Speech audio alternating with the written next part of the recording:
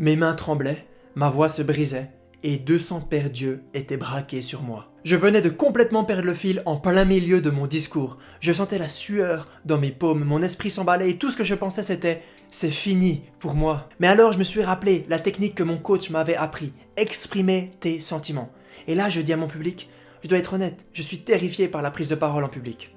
Je l'ai dit et j'ai réussi à redémarrer mon discours. Et juste au moment où je pensais être hors de danger, j'ai encore buté sur mes mots. J'ai vu quelques personnes jeter un œil sur leur téléphone, j'étais en train de les perdre. J'ai donc sorti ma phrase de secours, une blague que j'avais préparée juste au cas où. La salle a éclaté de rire, c'était comme une bouée de sauvetage. Mais ensuite, juste avant ma conclusion, j'ai de nouveau ressenti la nervosité. Ma voix a craqué et je pouvais voir le doute sur leur visage. J'ai prononcé ma dernière phrase, il y a eu un silence, puis des applaudissements sincères. C'est après ce discours que j'ai décidé de me réinventer.